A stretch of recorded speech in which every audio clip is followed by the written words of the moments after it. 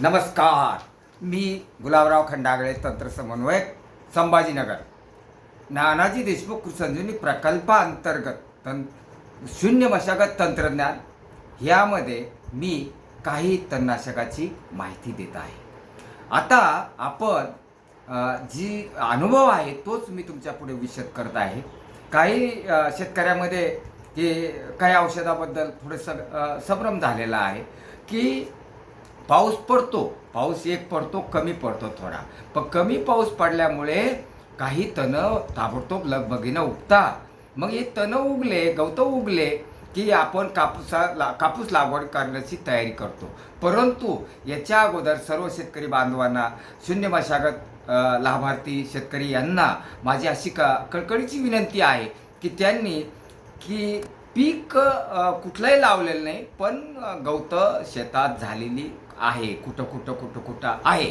अशा जागेला ग्लायसेल म्हणजे ग्लायकोफोसेट 20 लिटर पाण्याला 100 ml प्रमाणात सगळीकडे चोकडे फवारून घ्यावं. आणि फवारणीनंतर एक 3-4 दिवस चांगला, 5 दिवस एक चांगला पाऊस झाला बेडवर की सगळा ओलावा झाला की अशा जागेला मग कापूस लागवडीची तयारी करावी.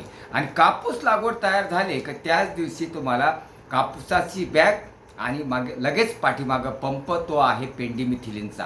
पेंडीमिथिलिनचं बाजारचं नाव आहे डोस सुपर आणि बेसिक नाव म्हणजे शास्त्रीय नाव हे आहे पेंडीमिथिलिन. आणि 30 cc पर्यंत आहे, 36 cc पर्यंत सुद्धा आहे, 37 पण आहे. अशा प्रकारच्या ECमध्ये उपलब्ध आहे. आणि बाजारचं नाव फक्त सुपर डोस सुपर. आणि हे जर तुम्ही घेतलं पिवळा डबा तर हे सुद्धा लिटरला 5 ml म्हणजे जवळपास 85 ते 70 असं येईल.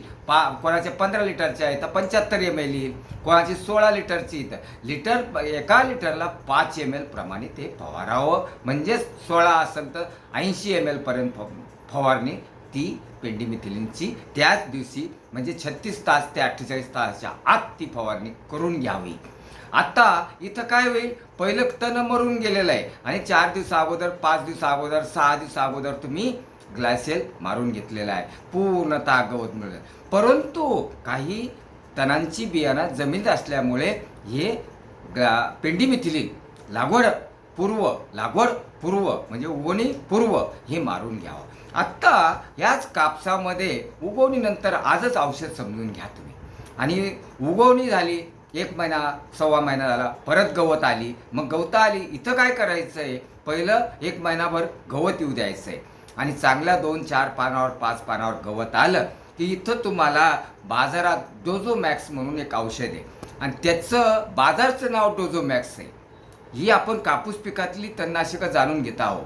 बाजारचं नाव डोझोमॅक्स आणि उगवणीनंतर 1 महिन्याने आणि बाजारचं नाव डोझोमॅक्स.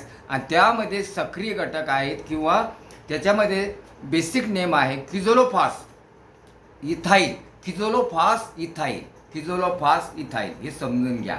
आणि